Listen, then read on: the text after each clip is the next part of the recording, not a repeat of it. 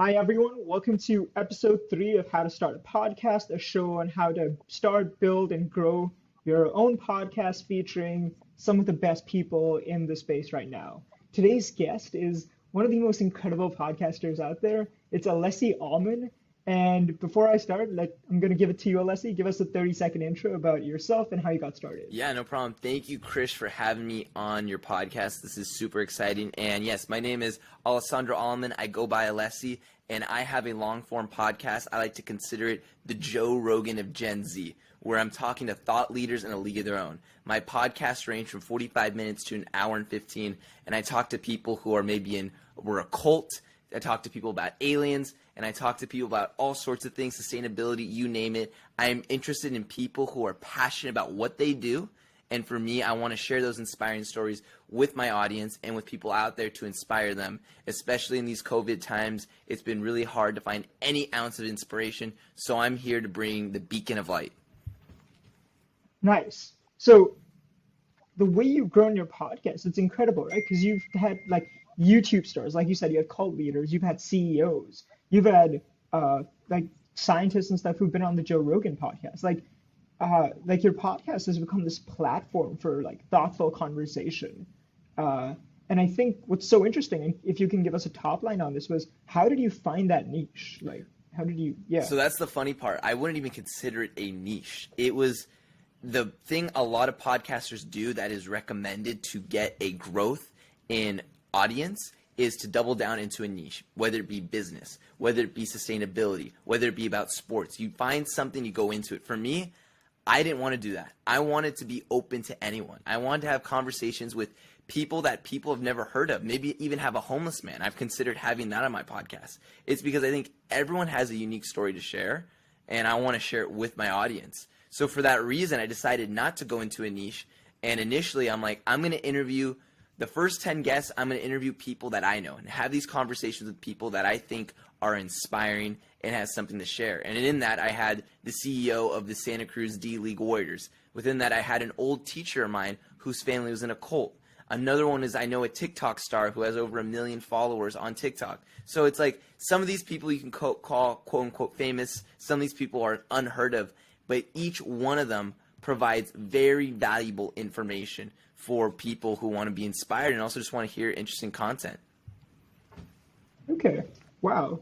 And so can you give us a bit of, that was a really interesting insight into how you thought about your podcast. What was the primitive framework that you used when making that decision?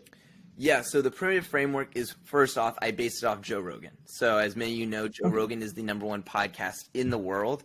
Whatever Impulsive says, they call themselves that. But Joe Rogan invites so many thought leaders. And for me, I found myself consumed by his content. 3 hours worth of audio, which I never thought in my life I'd be listening to audio for 3 hours. I'd need some visual representation. And for me, I became obsessed with these conversations of talking about anything from psychedelics to then about gender policy to then talk about politics. These ranging topics that are from all sorts of realms of society. And because of this, I love these philosophical conversations. I became obsessed with it. So for me, I'm like, I had this with my friends. I have this with my family. Why don't I record this and share it with the public? Because I think a lot of people like to think and talk on this scale, but it's very hard for people to go there. And I thought, why don't I be an example of myself of this is how I like to have conversations.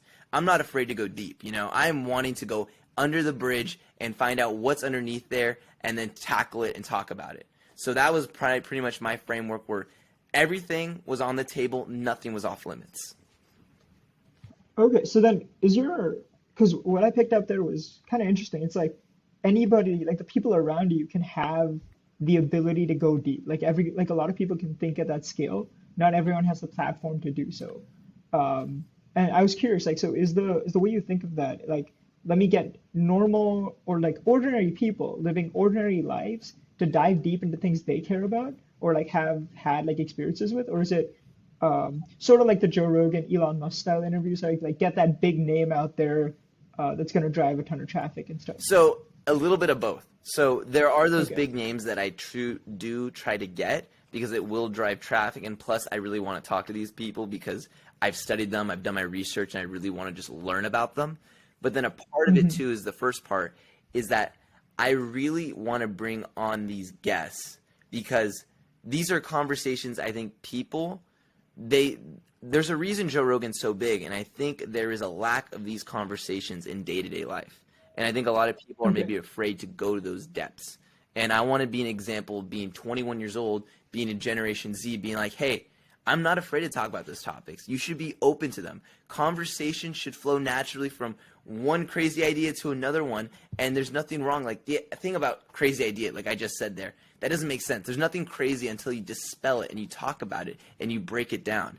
And from there, it becomes something that people can be like, huh, I'm latching onto that. That's why Joe Rogan is so curious and he's so good with his conversations, because he's very provoking. He brings up these ideas that you maybe thought in the back of your head, but he brings them to life. And you keep interested and you're like, oh, where does this go from here?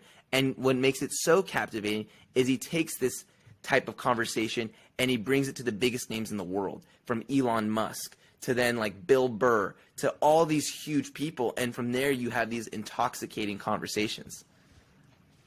Okay. And then how does that, wait, that's actually so interesting. Like the blend is just like, it's incredible, first of all. But then do you see a difference in like listener numbers when you have like a big celebrity or you have or like a normal person? So it's So is interesting. there like So, again, being a long form podcast, having no niche, it's very hard to grow from the get go because a lot of people, they're looking for something. People don't know what they want, but if you put out there, like I have the business podcast for young people, shouting out Our Future, a lot of people in the business realm immediately will want to go there because they know it's business and it's someone their age talking with people in their field. For me, there is no reason people should tune into me other than my guests. And for me, it's my job to build my credibility, to build, this is how I like to think. This is how I see things, and this is how I like to bring out conversation from people. So from there, it's very, it's kind of a nuanced approach, but with the growth of the audience, when you have those smaller guests, a lot of it actually, like I've had, so example being, I had this one podcast we keep referencing called My Family Was in a Cult. That was my former teacher. Despite him not being a big name, he was well known in my hometown of Santa Cruz, California. And because of that, it did tremendously well.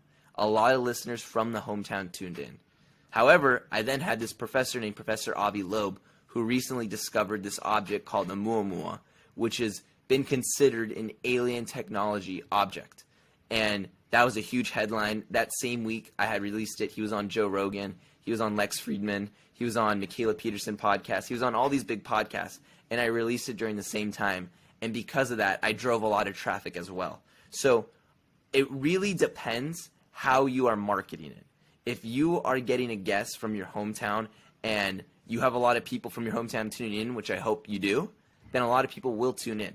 If you're getting a huge guest that around the world knows, that's when you start getting people listening from like Singapore. You get people listening from India, from Italy, from all these places. So it really depends. Okay. And then how do you have like is there like a threshold then for like what is considered like an ordinary person then even? Because like you said, like even if it is somebody from your hometown, it still has to be somebody that is like known well enough or like brings at least some sort of like local person of interest cachet to them, right? So like is there then like a natural threshold? So that's really hard, and that's something that I tend to tell people is that there's no one who could choose my guests other than me. I could get recommendations, but for me, it's people I am interested in. And that threshold is someone who is passionate about something they do. It's very broad. That can be a ton of people. I recently had someone, episode 17, where this kid who I grew up with started a clothing brand. And a lot of people, it's like, it was a small one. It wasn't that big, but a lot of people in Santa Cruz knew him. And for me, I was fascinated about the journey of how he created that brand. So if anyone, like I tell this to a couple of guests, I will talk to someone who loves shoe shining. If they are obsessed with shoe shining and they know how to clean shoes beautifully and there's a proper technique, I'll be consumed by that content. It's because when someone is passionate about something they are doing, there is a glow, there's a radiation, And from that, that is the creation of inspiration of people. End of the day, all these people have a story. They all are doing something that's amazing. I might not want to do that. However, I'm interested. And the best part is I could be indirectly affecting someone who might want to go into that field because of that conversation. Okay. And then, so then taking a step back from that then, like let's dive a bit deeper into like how user behavior or like listener behavior patterns change depending on what you are, right? So, like tell me a bit more about the growth curve and how that changes based on the type of podcast you are. Okay. So for the socially, the way the growth chart, so initially when you release a podcast, a lot of the platforms are really nice and they kind of put it out there. So your first 2-3 episodes for me did tremendously well, like a lot better than they should have. Just because those platforms, they want to have that retention. So what they do is they disperse it to a ton of people. However, after that, it's up to you. You have to do the marketing yourself. So for me, my growth has been, imagine an XY plotted graph. And it's exponentially going up, but it's going up, down, up, down, up, down. So the downs are getting higher and the ups are getting greater. So there are definitely episodes that completely flop, that people are not interested in. And that's fine. Like, you know, that's just part of it. But then those are episodes like my most recent one. I had the director, James Fox, who was on Joe Rogan, talk about aliens again.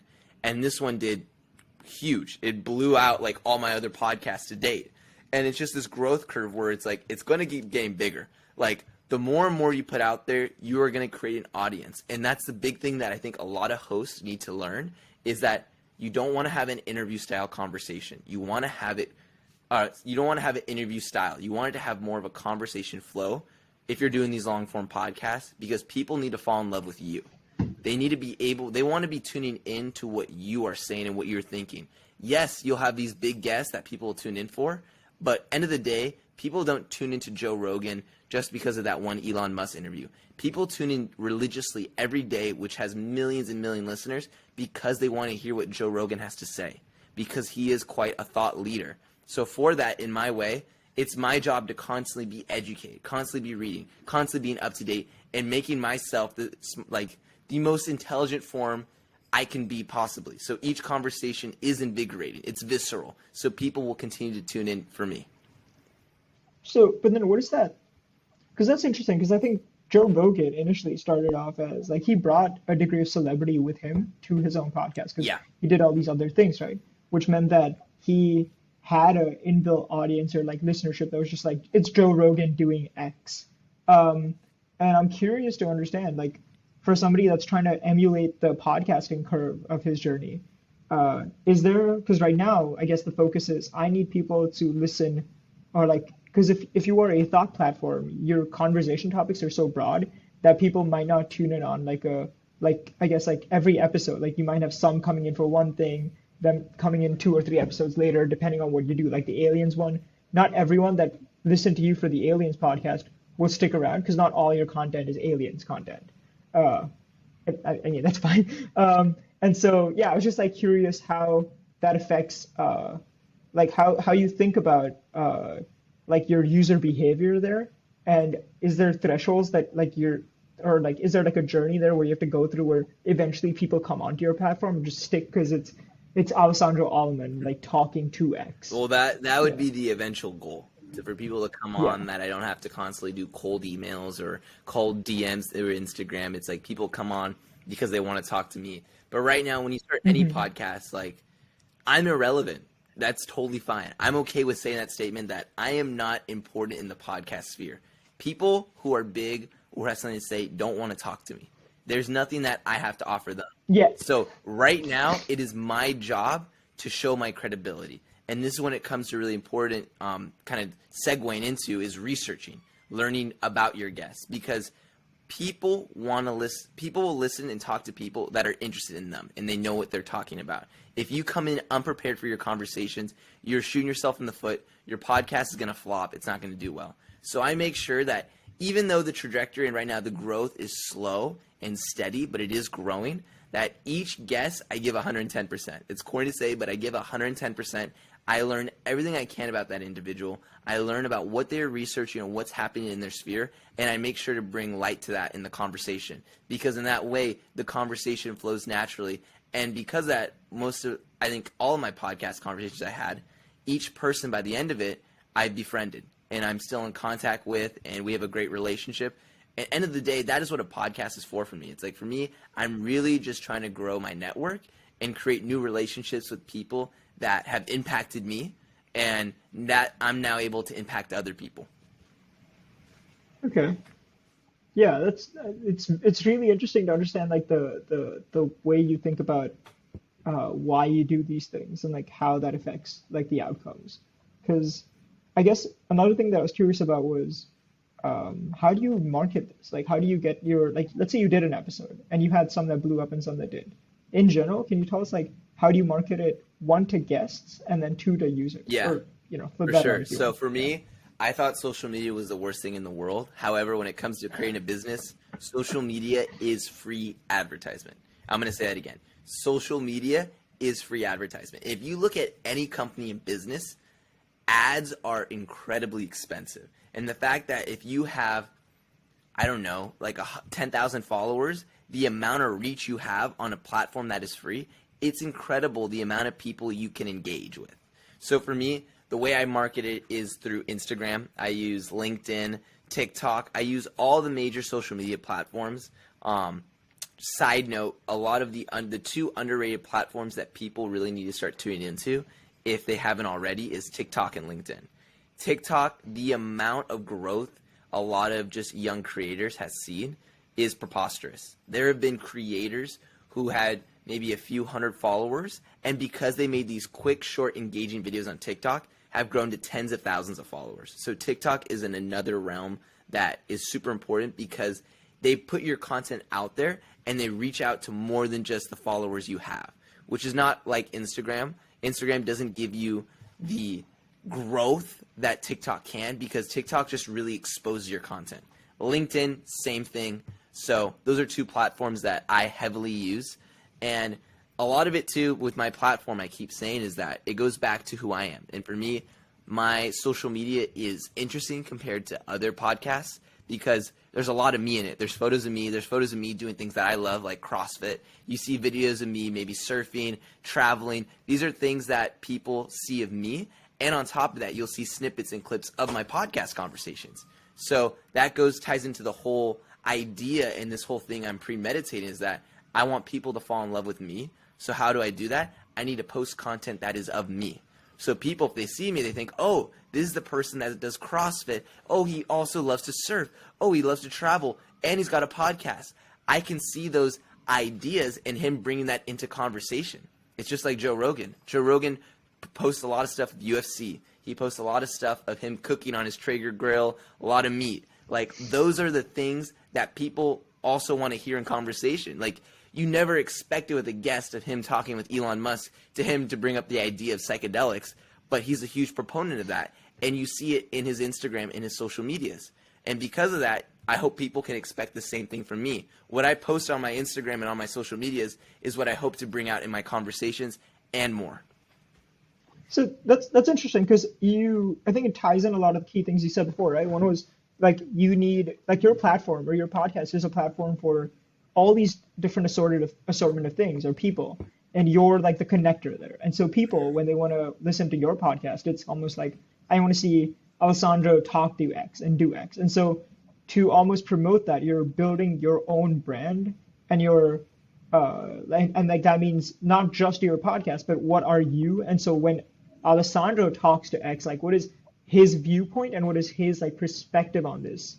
And so that becomes a conduit to the audience then. Is that sort of the thought process? Exactly the thought process. It's, again, I think my podcast is different from a lot of the other ones, because like I said, I don't really have a niche. It's society and culture. That's the one I'm under, but that is so broad. And a lot of it is creating an image of who I am, and I'm branding myself. And because of that, I hope people, when they tune in, they expect that brand image to come out in the conversations.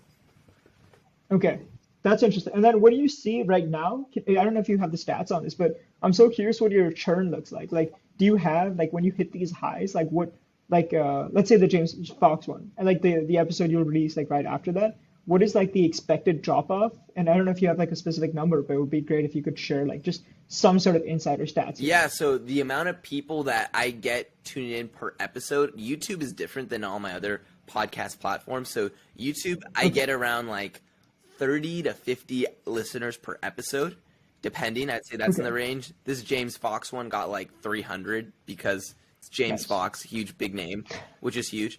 But then on the other streaming platforms, I usually get a range between 100, 150 listeners an episode, I'd say.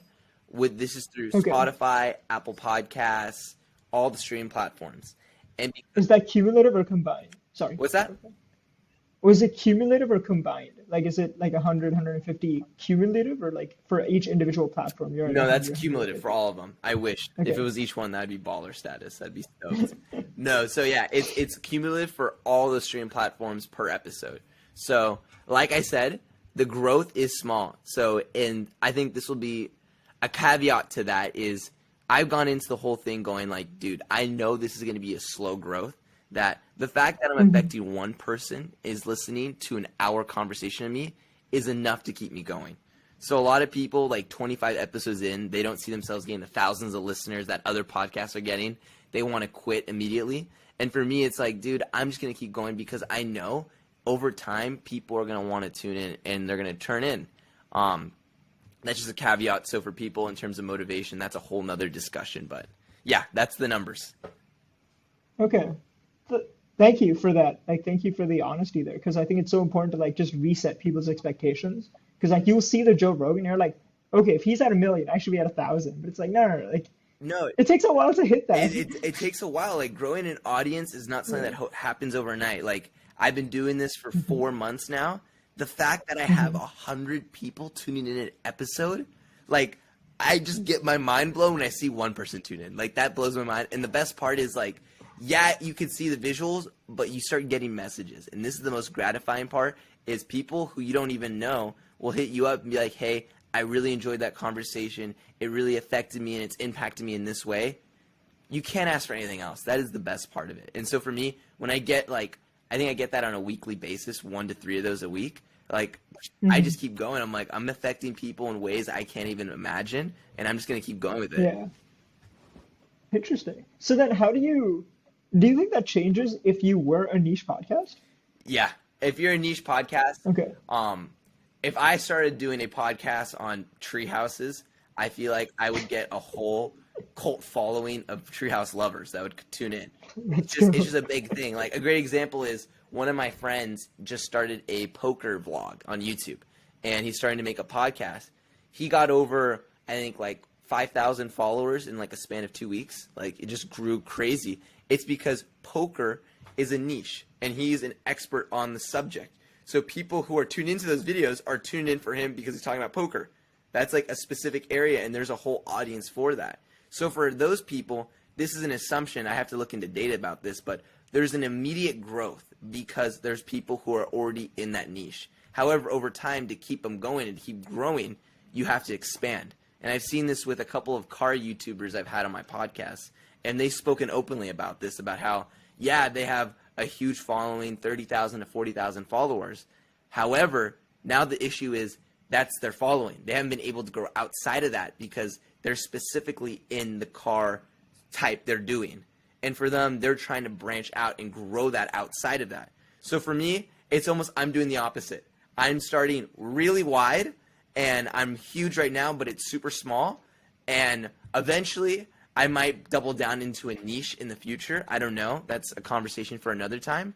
But right now, I'm understanding that it's going to take a long time, and I'm fine with that. And you just have to look at the inverse of it, of how people grew immediately and where they are now, and if that's what you want to be. Okay. So it's almost like the sequence of events is either I take something that's already popular, so a lot of people are searching for it, and so I get a share of that popularity because like of the keyword net matching or whatever. And then because I get a share of that popularity, now I become the platform that they're anyway, like once they hit a threshold where they're just coming to me because it's me, then I can expand out. Like that's one way of doing it. Yes. But you can't spend too long going too deep because then you get stuck. Like your audience is like, no, like I don't want to see like this random car YouTuber talk about like NFL or something. They're like, Yeah, no, like you talk about cars. exactly. So for those niche Okay. YouTubers or as content creators or podcasters, I would love to see, and I've seen it already a couple times where it's very hard to branch out of that. So if they want to continue Okay. growing that audience, it's difficult. And I get it because like a lot of the audience, when they start to do other videos that are not related to the subject, they do very poorly. And because of that, they understand that they have that big audience, but how do they reach more? So that's the kind of vision I saw when if I did a niche. And again, I didn't want to do a niche. So I'm like, I'm just going to do this long form conversation, society and culture, quote unquote, whatever that means, being very open. And because of that, it's going to be a long process. But 3-4 years down the road, I hope this thing grows a lot bigger and I get even bigger guests. Like that's just the goal in the long run. Like the fact that I can just talk to interesting people, even like yourself right here, and just on a day-to-day basis, like, and just release that episode for a week and affect a few people, bro, I'm just gonna keep doing it. I don't see what's gonna stop me. Dude, nothing will, man. If one person makes you happy, like that's it, dude. Like, and that's all you need. Um, I guess so. Like switching tacks here a bit, I wanted to ask about the guests you get, and because it's so broad, does that change the way you research for them versus if you were in a niche? Yeah, so I guess the way I research for them is in advance, like, I might stumble upon these guests through maybe another podcast. I might see them through Instagram. I might see them in the news. It might be whatever. I think the best thing, the way to explain this, I'll give an example of a guest. So let's do Professor Avi Loeb, the one about Oumuamua who was on Joe Rogan. So I was in the airport, and an article came out from the New York Post about how this object in January, Oumuamua, had been considered by Harvard scientists to be alien. And me being fascinated and in love with this topic, I thought I would love to have this. I love to have this guest. I had no parameters. I didn't care if this person had 20 million followers, if he was a celebrity whatsoever. I was like, I just want to talk to this person. So immediately, depending on who they are, I was like, okay, if it's a professor, the one thing I know they do is they work at a school, so I can find their school email. So from there, it's either email, it's through Instagram, social media's DMing, or maybe a friend of a friend, or maybe if you're really lucky, maybe get their phone number. That's probably never going to happen, but if you do, you get their phone number. And then from there, it's just the importance of, writing an email that actually shows you are interested and you know who they are, and not just doing some surface level email that's like anyone can send. You really have to differentiate yourself from other people, and that's just like, why are you interested in having them? So for me, with Professor Avi Loeb, I found his email at Harvard, and I drafted an email, and I made sure to explain who I am, what my podcast is. I explained the reach, my audience is, and then the biggest part is why I'm interested in talking with him. And for him, what I did is I mentioned his New York Times article, and I'd done some research, and he'd worked in Harvard as the head chair, and he had a specific class related to astronomy and then some instances of extraterrestrial. So I mentioned to him that I was a college student, and if I went to Harvard, I'd love to have taken that class with him. So you actually show that you care genuinely. You have to be genuine. Biggest part, be genuine. Don't make up stuff just because you want to have them. Like, be genuine of why you want to have them. And then from there, when you draft the email, then you send it. And then if you're lucky, they respond back. And craziest part is he responded back in like 5 minutes and was like, dude, let's do the podcast. I would love to. What date works for you? And I was like, let's do this thing. Okay. And then does that, like the depth you went into there, that was for outreach though. But like, what about like the actual podcast itself? Like, does the amount you needed to research about his like thing have to be a little more broader and maybe at the surface level to ensure you didn't go too deep and like lose your audience who might not all be like super well versed in like his field? Yeah, so I think this gets into your ability to communicate and how Okay, you are yeah. able to explain things. Like for me, I feel like if there's a scale of explaining things, there's people who are just intellectual and explain things like on a Brett Weinstein, Elon Musk level where it's like it's way above my head. And then I think I'm towards the bottom of that where it's just like Alessi Allaman, like the most dumbed down form. And it's just like I ask maybe generic questions that people might think are dumb, But if you really think about it, those, I think, dumber questions are some of the most thought-provoking questions. Just like, why are you doing this? What's your purpose? Like those types of questions, and that gets a lot out of your audience. So when I research these guests, for me, I just research everything that I'm into, that I think in the back of my mind, I'm thinking like, okay, how would my audience respond to this, and how could I like make sure there's context to it? So when I had that conversation, I usually don't research more than like 2 hours on a guest. Like it's not that much, because for me, I feel like I was lucky enough to have like a skill of communicating, so I just kind of carry the conversation there, and I'm usually able to pick bits and pieces from my research and really integrate it into the conversation. But if I were to say to someone that, you know, how do they make it so it's the way, I would say it would be important where you would research enough that you can explain it to a high school, like a ninth grader. Like you want to be able to explain it as simple as possible and not simpler. Okay. That's a very interesting question to ask. Like, is it easy enough for a high schooler to understand? Mm-hmm. And then that's the level you want to hit. Yeah, because So, a lot of my in terms of audience, accessibility. a lot of my audience are younger people. They're people in high school and also in college and in their 20s and 30s. So for me, it's like I want to make it interesting enough and engaging that it's just not super serious all the time, and that the conversation isn't going to just be like me going like one after another talking about the cosmos and then Hubble Space Telescope, because then you lose the high schoolers. Like for me, I got to throw in a little bit of spunk, a little bit of just like energy, and then, you know, be a little goofy, because that's the type of content that young people are interested in. And if I can do that while kind of sharing someone's story and having them explain their story, and by the end of it they learn something, dude, that's a grand slam for me. Yeah, for sure. Wow. Um, that's a it's really interesting to think about like the accessibility factor and to like dive deeper into that. Like, what is the difference for you between doing a podcast with somebody that might be listened to by high school students and doing an interview? And like that being like, oh, I'm interviewing you for these high school students, right? Like, is there a subtlety Yeah, there? there's definitely a difference there, and I made the mistake for the first couple episodes of falling into that interview format. And that interview format Hmm. is just you asking question after question and not expanding on the ideas.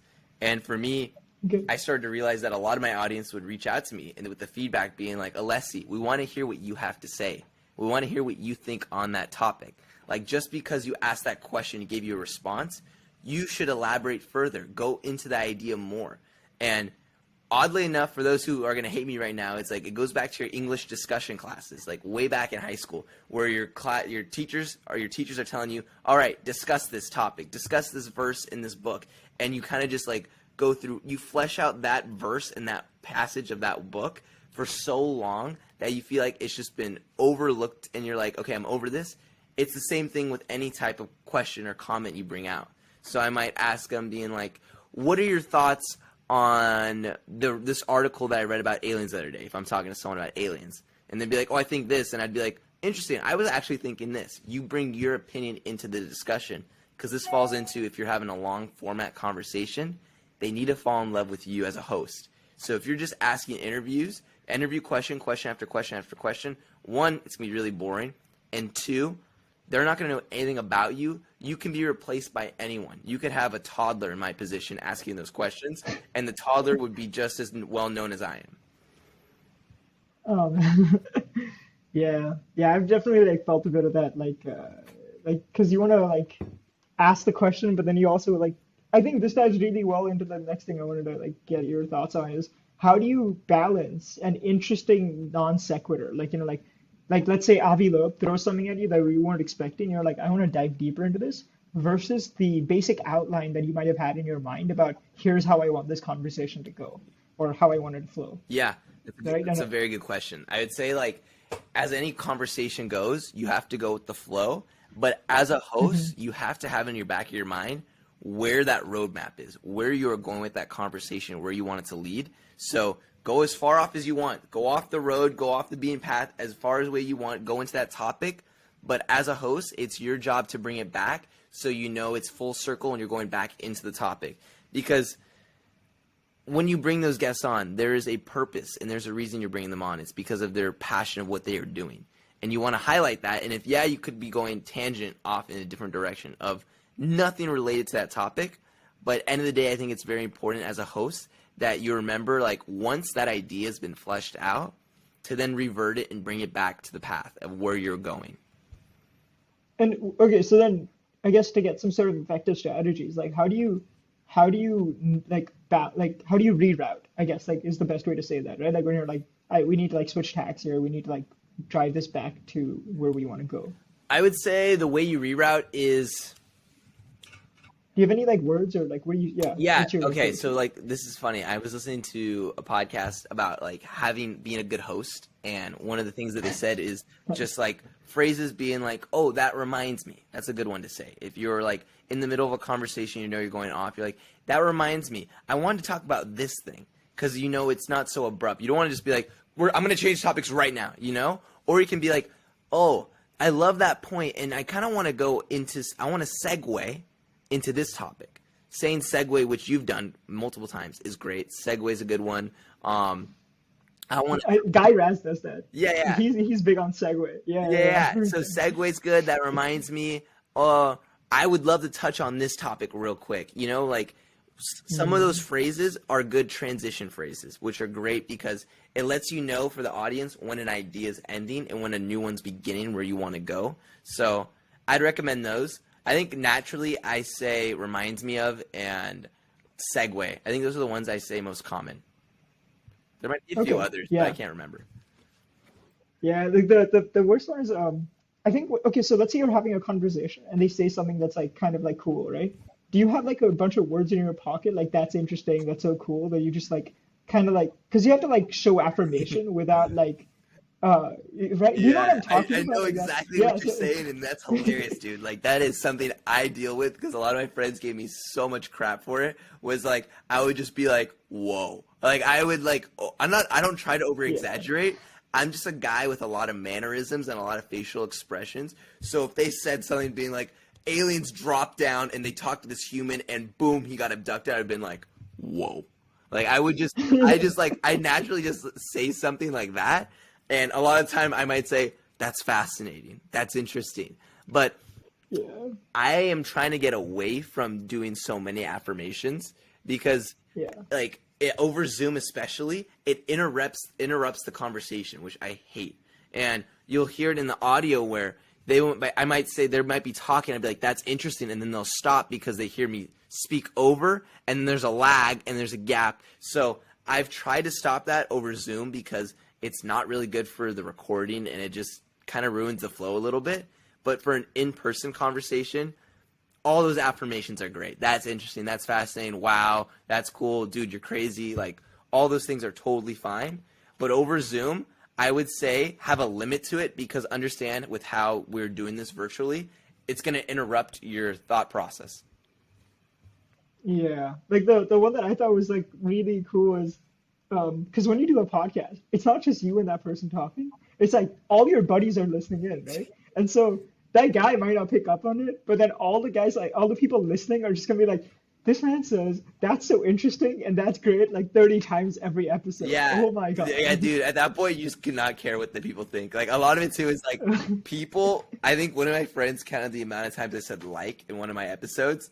And I was dying. I thought it was hilarious. Like I said it way too many times, and I was just like, man, I can't. I gotta stop saying it. But a part of me is like, you know, that's who I am. That's where it becomes like, what is constructive criticism? What is something that's gonna, you know, that's just laughable that you can get over? And like maybe that was constructive criticism. People maybe don't want to hear me say like so many times.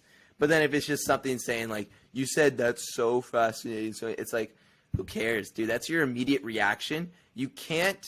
You don't want to become formulaic and just be like, think of, oh, I'm going to say that's interesting or that is so cool. Like change it every time. Conversation is natural. If that's how you are talking back, just talk back naturally. You know, that's how I want it to be and that's how it should be. I want it to be as organic and natural as possible. Okay. And then so then I guess, yeah, I'm gonna like switch tacks here for a bit, but I was actually like curious how you, when you talk to Avi Loeb, and I think he may be not the best example for this, but when you talk to these like people to get them to come on your podcast, how do you market your podcast to them? Like, what is the value of getting your high school teacher to talk about their family in a cult or things like that, right? For them. Value being like, what will my audience get out of this? No, value to, because so there's marketing to your Hmm. audience, like, hey, you should listen to this episode because it's cool. And then there's marketing to your guest, i.e., you should come on my podcast for XYZ reasons.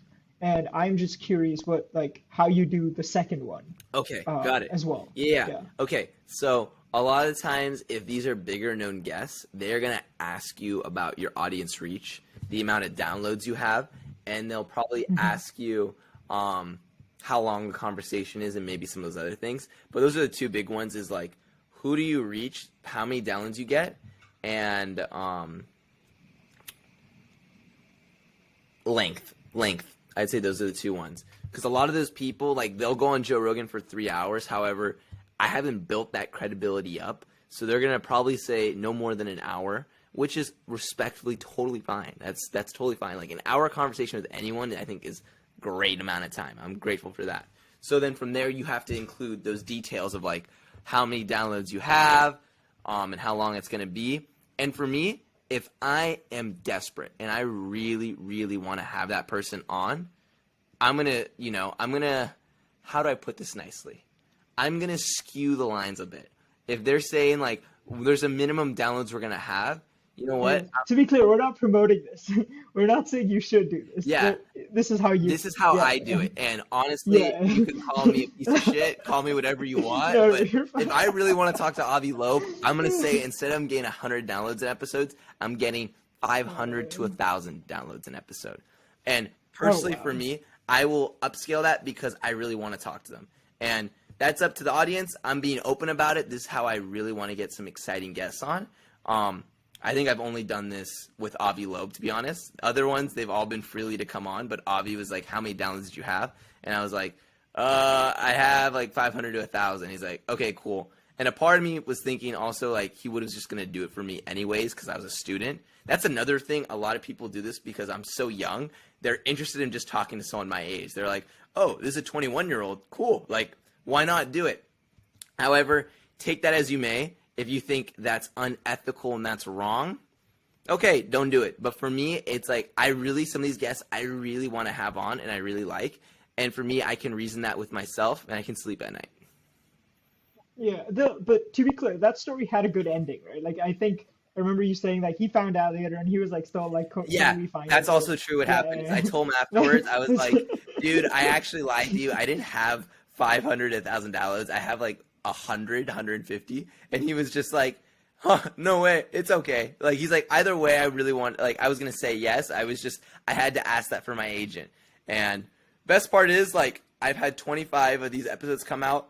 All my guests I've become friends with, which is the coolest part. So each one that I email on a month-to-month basis, and some of them I text with because I've become actually friends with them. So it really depends. That's how I'm doing it for some of my conversations. I haven't done that recently because most of my guests recently have been kind of not Joe Rogan level. But Hmm. hey, if you want to be Sort of. guests, I say why Yeah. not? Hmm. I mean, but like to talk about the outreach thing that I think you mentioned this a few times. How can you like dive into that a bit and like uh, talk about how you think of maintaining leads or like just like maintaining like friendships with these guests over time, like the post podcast part of this relationship. Yeah, that's super important. I think one of the things too is like if you want to develop a relationship with anyone, it's you both are adding value to each other. That's a huge part of it. So for me, I Hmm. make sure I emailed Avi Loeb 2 weeks ago because it's been like a couple months since I talked to him. And I'm not doing it repeatedly. I'm not best friends with this man. No.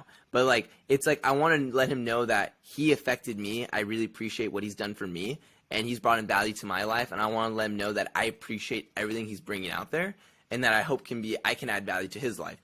So I'll send him an email to a guest every like 2 months, I'd say 2 to 3 months, I would email my guests again that I had on and be like, hey, how are you doing? What's going on? And usually I'm following them, and I'd mention something of their research or study of what's happening and say like, hey, I just saw this, read this, just wanted to say, keep up the good work, just cheering you on. And then with Avi, which was really cool, is that he sent me back an email of a research paper he hadn't released yet, that something about Oumuamua. Has he released it now? Wait, before you... He's released it now. He released it now, but it was okay. It was like, I think 2 weeks before it was going to be released. Like, he sent me his book that he hadn't released yet, that he's like, hey, I wanted to give you my book. You can read it. So it's really cool. Like, I've created these relationships with these people, and it's like, what are you doing it for? You know, end of the day, it's like, do you want to just, are you forcing these relationships because they're just cool, big name people? Or do you actually want to be friends with these people because they've impacted you and they're adding value to your life? So for me, all these conversations I had, these people have added value to my life. So I try to carry that torch and keep, you know, reaching out and letting them know like, hey, just want to say I'm following you. Keep up what you're doing. If there's anything you need, let me know. Okay. Yeah, wow. It's really nice to see so it's like you have to be genuine. Like pre-interview when you're trying to reach out and post-interview when you're trying to like maintain that connection. It's like being genuine is what like is the difference. Yeah, except I don't feel like I was being genuine with the downloads. Other than that, I say be outside of that, be as genuine as possible, because when you have that conversation with that person for an hour, they're going to be able to read between the lines. They'll know if you're actually there to hear them talk or you're there just to have them as a clickbait. Okay. What is the difference there? Like, how does that change? The clickbait versus just... Yeah, like, how does the conversation change, like, based on that? I'm just so curious, like, is there, like, a... Yeah. Oh, I'd say, like, the conversation changes, like, before it's, like, you're a stranger, kind of like with anyone. If, like, you don't know someone from first, you have, like, all these assumptions, ideas about the person. However, as soon as you open up and you have these long-form conversations and you share your insights of how you view the world, they share their insights, there's a natural bonding that takes place over the conversation. So when it ends and it's over, there's definitely a level of more comfort. So the conversations aren't so, I don't know, just like standard, just being like, hello, how are you doing? What's going on? It's like, hey, what's going on? How's your family? It's like, it's a little bit more intimate. It's like any relationship, I'd put it. It's like, as soon as you get to know the person more, the intimacy gets deeper. Okay. Thank you for that. That's just useful to know. And again, like how and then some of the guests might not want that at all. Like I said, I'm friends with all my guests, but some of them I'm not like intimate with, and like I don't know them that well anymore, or they just choose not to because, you know, it's like some people, it's like they just wanted to be on your show and like, no offense to you, but they don't really want to be your friend, and that's totally fine. But like we can still be not want to be your close friend. They just want to be, you know, friends from a distance, and that's fine as well. It just depends who you have. Socially distanced friends. Socially distanced friends, exactly. Oh, wait, so I actually want to talk about, now that we've gotten into guests, I wanted to understand, like, how do you deal with these, like, I'm sure you've dealt with, like, awkward guests before, and so how do you deal with that? Like, how do you deal with the awkwardness, the hand-holding, like... Yeah, so, big thing, conversation is a skill. I think a lot of people think it is natural. As humans, we are social creatures. However, not everyone is socially adept. I was not great at conversations before I started the podcast. However, I've gotten better. It's not something I'm still great at, but with anything, it's just something you have to hone in on and craft. Constantly having conversations, constantly. I don't mean to get woo-woo here, but it's like a flow of energy. It's like you can sense when the conversation's flowing back and forth and it's natural, and you'll know when you have like a really bad conversation, you walk away, you're like, holy crap, I was having to hold that person all the way through and they could not at all get anything out. And there's some people where a lot of the things is like, you might ask them a question, be like, hey, what'd you think of this? They will give you a direct answer and then end there. And, you know, some people have been taught that. I don't blame them. Like, obviously, it's hard as a host to continue having the conversation when they just give me a one-sentence answer and then want me to go on to the next one. So from there, I've learned, you know what? Throw in more of your ideas. Throw in stuff that you can ask more why, how, what questions, so they can't just give you that one-sentence answer. So they're forced to expand. And because of that, it might be a bit uncomfortable for your guests, but it's a very good uncomfortableness because it makes them more, you're helping them bring out those ideas and fleshing out what you want them to explain to their audience and to your audience. Okay. And then how do you deal with when the guest is like, I'm not even saying they need to be awkward here, but when they walk themselves into like dead alleys, Yeah. right? Like, and it feels like they're rambling and stuff. Yeah. Like, If they walk themselves without insulting them. Yeah. If they walk themselves into dead alleys, one of the things that I think I tend to do is I start to talk about the idea we are discussing. I share my opinions on it. And from there, I might go on like a 1-minute rant about how I feel about this idea that we reached the end of. And then from there, I will say, this reminds me, oh, this might be a good segue for this. I kind of use those transitions, and I maybe try to find another topic to go into. Or because of that 1-minute rant, there might be some highlighted key points within it that might spark them to talk again. Okay. Okay. And then, but then if they're rambling, how do you interrupt without interrupting? Like, so like when they're dead alleys, you can like signpost and like kind of help them out. And you said with transitions. And then if they're rambling, what do you do? Usually rambling's good. I think if they're talking about something and they love it and they like it, I'm like all for it. I kind of just want them to keep going. Like the more they talk, the better. Like I want them to be able to get those ideas. However, if it gets to the point where I feel like they're repeating themselves, it's getting redundant, and they're not actually making progress on that idea, if that makes any sense, then I will chime in. I will say something being like, oh, okay, that's interesting. Well, have you thought it like this? And I might, again, use another transition and kind of move on from that subject. Because some people, and I do this myself probably throughout this conversation, it's very difficult to know when you've been redundant because you could say something so many ways and it can sound very different, but the idea can be the same exact idea all those different ways. And sometimes you need that friendly reminder. And as a host, that's your job to go in there and be like you're not going to say that directly to their face. That will make them uncomfortable and will ruin the conversation. But you'll just slowly and be very, fragile about it and transition. Yeah. Yeah. It's like you have to balance like the guests, like you have to be polite about it, but you also have to like think about your audience. You're like, yeah, those guys, we need to like change the topic. Yeah, exactly. And you keep saying it's like you have to understand there's going to be people listening to this. And like if they hear for like the 10 minutes of the person talking about the same idea over and over again in different ways, they're going to catch on. They're going to be like, okay, this is boring. Like, why hasn't the host done anything? And it comes back to the host. Like, if your guest isn't doing a great job explaining themselves or they're poorly explaining themselves, I think it goes back to the host's fault. I take full responsibility because you're the one in control of the conversation. You're the one pinpointing where you want to go and what's happening. So if you don't go in there and intervene, then I say you got to blame the host. So blame me. Yeah, I feel that as a current host for no, I mean this is you've been a fantastic guest, man. Like thank you so much for this. Like I appreciate you taking the time. What I wanted to ask, like just as we start wrapping things up, was for somebody like just starting out, they can be a college student, they can be just starting like maybe 1 or 2 episodes in even.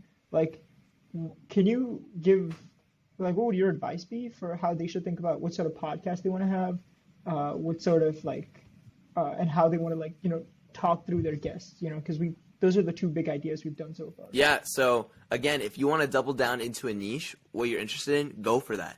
If you are someone that loves a sport, let's say you like baseball and you want to talk about baseball, do a podcast about it. Like whatever interests you, go ahead and go into that niche and make a podcast about it. There's so much room right now for someone in their 20s to make mistakes. The safety net is huge for us. And I think a lot of people don't understand this is like in your 20s, you should be taking the biggest risk. You should be doing things that you might think people will say like, oh, that's dumb. Oh, that's cringy. Oh, that's weird. Just do it. In your 20s, you can do so many things and get away with it. However, once you get older and if you want a family and if you want to have kids, it becomes more difficult. So right now, I'd say if you want to start a podcast and there's something that interests you, go for it. Do not hold back. And even if you think it is the most cringy thing in the world or the most odd thing in the world, why not? The person that's telling you can't do it is up here in your head. That's the one telling you. And if there are people around you that are telling you you shouldn't do it, then one, maybe listen, hear them out, and hear why they have to say that. But if they're doing it from a place because of jealousy or no reason, get them out of your life and just start the podcast. do not be afraid to put yourself out there. We are in a world right now where video and audio entertainment is at an all-time high, and a lot of people are benefiting from this. And this content creator wave we're on is huge. Why not jump on the wave, take part in this revolution? Okay. And then what about like the guest side of things? Like what is your like 2 or 3 big takeaways from that segment of this conversation? I'd say the 2, 3 biggest takeaways is, one, like, why are you having that guest on? Like, are you genuinely interested in what they are doing and what they are studying? Big one, genuine. Do you want to actually have them on, or are you having them on because Joe Rogan had them on? I have that conversation with myself many times. Be like, am I having this person on because he was on Joe Rogan, or am I interested? And there's been 2 guests that were on Joe Rogan that I decided not to release because I genuinely didn't enjoy the conversation. I didn't even like it. And it was like, I had to have that conversation with myself. Even though that might have been a big headliner, I was like, I wasn't interested. I could tell in the conversation that I had no interest in what I was talking about. Why am I going to release that? So be genuine, the first one. Second one I would say is research your guests. And don't just think you have to read a research paper. Watch documentaries. Watch YouTube videos. There are so many forms of how to research a guest, and it should be something that's fun. Like, that's honestly the most exciting part. It's like you're learning about a whole new subject, and you're doing it like 2 hours. And you're trying to, you can, however long time you want to do, I try to do 2 hours. And I just like to study everything in those 2 hours about who that guest is and what they are doing. And then I try to bring that same energy from what I'm learning into the conversation. So 1, be genuine, have fun with the research. Okay, thank you. Thank you so much. This was incredible. Also, because you gave Michael a shout out, we have Michael Sakan from Our Future on for our next episode, and he's actually going to talk about using TikTok and LinkedIn for growth. That guy is dude, tune in. mogul. That guy is awesome. Shout out to Michael. Krish, you are an awesome host, dude. I really enjoyed this. Thank you. Thank you to your audience for who's tuning in. So that's awesome. I appreciate it. This is super cool what you're doing, and I feel like you're going to impact a lot of people with it. Really appreciate what you're doing. Oh, man. Thank you so much. All right, ending now. Okay.